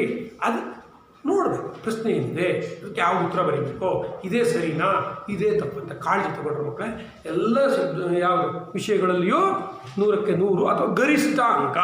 ನಮಗೆ 100ಕ್ಕೆ 100 ಬೇಕಂತಿಲ್ಲ. ಈಗ ಹೇಳಿದೆ ಅಂತ ನೀವು 100ಕ್ಕೆ ಯಾರು ಟ್ರೈ ಮಾಡಬೇಡಿ. ಗರಿಷ್ಠ ಅಂಕ ಉತ್ತಮವಾಗಿ ಬರೆಯುವುದಕ್ಕೆ ಪ್ರಯತ್ನ ಮಾಡಿ. ಸಿದ್ಧತೆ ಚೆನ್ನಾಗಿ ಮಾಡ್ಕೊಂಡಿದ್ದೀರಲ್ವಾ? ಪರಿಪೂರ್ಣವಾಗಿ ನಾನು ಸಿದ್ಧನಾಗಿದ್ದೇನೆ, ಆ ಸಿದ್ಧವಾದ ಏನು ಮಾಹಿತಿಯನ್ನು ಇಟ್ಕೊಂಡು ಪರೀಕ್ಷೆಯಲ್ಲಿ ಕೂಡ ಪರಿಪೂರ್ಣವಾಗಿ ಉತ್ತರವನ್ನು ಬರೆಯುತ್ತೇನೆ, ಎಷ್ಟು ಬೇಕಾದರೂ ಬರಲಿ ಅಂತ ಬರೀರಿ. ಅಲ್ಲಿ ಮತ್ತೆ 100 ಬೇಕು, ಈಗ 100 ಬೇಕಾಗಿತ್ತಲ್ಲ, ಮೇಲ್ಗಡೆ ಆಬ್ಜೆಕ್ಟಿವ್ ಟೈಪಲ್ಲಿ ಒಂದು ತಪ್ಪಿಡ್ತಲ್ಲ, 100 ಬರಲ್ವಲ್ಲ ನನಗೆ ಅಂತ ಮತ್ತೆ ನೀವು ಮೊದಲ ಮಾಡ್ಕೋಬೋದು. ನಾವು 100ಕ್ಕಾಗಿ ಪ್ರಯತ್ನ ಮಾಡ್ತೀವಿ, ಉತ್ತಮ ಅಂಕಗಳನ್ನು ಪಡೆಯುವುದಕ್ಕೆ. ಅದು ಕೂಡ 10 ವರ್ಷ ಚೆನ್ನಾಗಿ ಓದಿದ್ದೀನಿ, 10 ವರ್ಷ ತುಂಬ ಪ್ರಯತ್ನ ಮಾಡಿದ್ದೀನಿ, ಕಲ್ತ್ಕೊಂಡಿದ್ದೀನಿ. ಅದನ್ನು ಅಲ್ಲಿ ಹೋಗಿ ಏನು ಮಾಡ್ತೀನಿ, ಉತ್ತಮ ರೀತಿಯಲ್ಲಿ ಬರೀತೀನಿ. ಬರೋದು ಎಷ್ಟು ಬೇಕಾದರೂ ಬರಲಿ ಅಂತ ಹೇಳಿ ತಯಾರಾಗಬೇಕು. ಆಗ್ತಿರಲ್ಲ? ಆಗಲ್ವಾ? ಇದಕ್ಕೆಲ್ಲ ಗಮನ ಕೊಡ್ತಿರಲ್ಲ? ಸಣ್ಣ ಸಣ್ಣ ತಪ್ಪುಗಳಿಗೆ ಗಮನ ಕೊಡ್ತಿರಲ್ಲ? ಯಾವಾಗಲೂ ನೆನ್ಪಿಟ್ಕೊಂಡಿರಿ, ಏನೋ ಒಂದು ಇಂಗ್ಲೀಷಲ್ಲಿ ಒಂದು ಮಾತಿದೆ, ದೊಡ್ಡ ಸಾಧನೆ ಮಾಡಬೇಕಂದ್ರೆ ಸಣ್ಣ ಅಂಶಕ್ಕೆ ಬಹಳ ಪ್ರಾಮುಖ್ಯತೆ ಕೊಡಬೇಕಂತ. ಏನು ಹೇಳ್ರಿ? ದೊಡ್ಡ ಸಾಧನೆ ಮಾಡಬೇಕು ಅಂದರೆ ಜಾಸ್ತಿ ಮಾರ್ಕ್ಸ್ ತಗೋಬೇಕಂದ್ರೆ ಭಾಳ ಇಂಪಾರ್ಟೆಂಟ್ ಇರೋದಲ್ಲ, ಸಣ್ಣ ಸಣ್ಣದು ಇರ್ತದಲ್ಲ, ಸಣ್ಣ ಸಣ್ಣ ಅಂಶಗಳಿಗೆ ಗಮನ ಕೊಡಬೇಕು. ಕೊಡ್ತೀರಾ? ಏನಪ್ಪ ಇಲ್ವಾ? ನೋಡಿ, ಪ್ರಯತ್ನ ಮಾಡಿ, ಆಗದ್ದು ಯಾವುದೂ ಇಲ್ಲ, ಒಂದು ಪ್ರಯತ್ನವನ್ನು ಮಾಡಿ. Okay, all the best.